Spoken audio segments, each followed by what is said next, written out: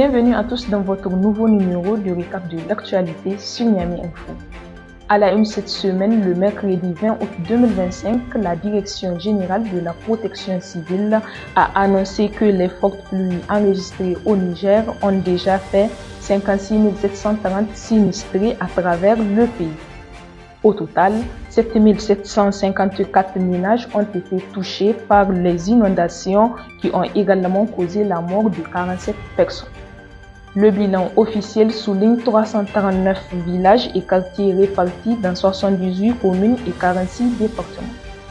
La DGPC précise également que les décès enregistrés sont liés à des effondrements, 30 cas, et à des noyades, 17 cas. On dénombre par ailleurs 70 blessés ainsi que la perte de 257 têtes de bétail. Ces nouvelles inondations rappellent l'ampleur du défi auquel le Niger reste confronté en saison pluvieuse.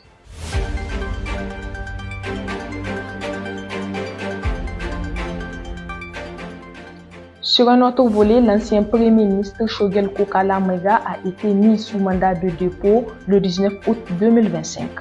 La justice l'accuse des graves irrégularités financières à la primature et à l'agence de gestion des fonds d'accès universel pour un montant de plus de 1,7 milliard de francs CFA non justifiés. Selon le bureau des vérificateurs généraux, ces fonds incluent des dépenses jugées inappropriées, carburant, denrées alimentaires, subventions diverses et des paiements irréguliers de dépenses de souveraineté dépassant 800 millions de francs CFA. L'AGEFO aurait également réglé des frais de mission induits parfois à 15 millions de francs CFA en une journée.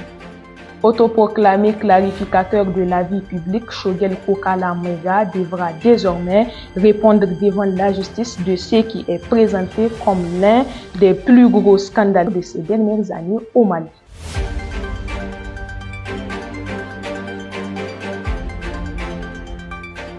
Restons toujours au Mali. Le 16 août 2025, Paris a rejeté les accusations de Bamako contre Yann Vézilier, présenté comme agent de renseignement impliqué dans une tentative de déstabilisation.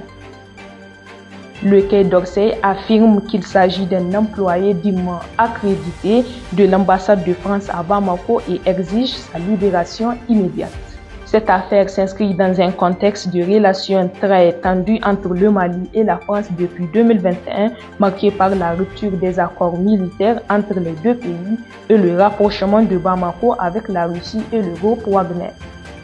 Rappelons qu'une cinquantaine de personnes, dont des officiers supérieurs, ont été arrêtés dans le cadre de ce complot.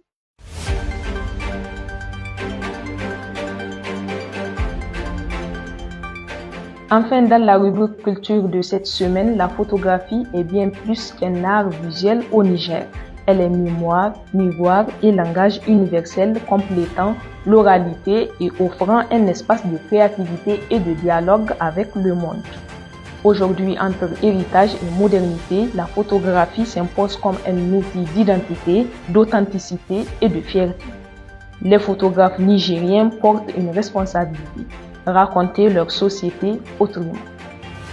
Découvrez sur niameyinfo.com le portrait de 6 talentueux photographes, notamment Aboubakar Magaji, Suleiman Ag Anara, Irénée Ati Mohamed, Mariama Germokoy, Sadmen Abdul Karim et Aminatou Saleh Wankoy.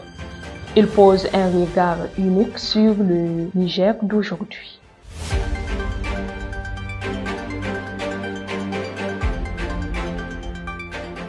Point final de ce récap de l'actualité. Merci de nous avoir suivis. N'oubliez pas, vous pouvez retrouver tous les détails de ces informations sur notre site d'information niameyinfo.com.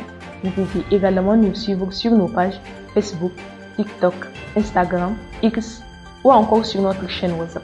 D'ici là, portez-vous bien et à la semaine prochaine pour un nouveau récap.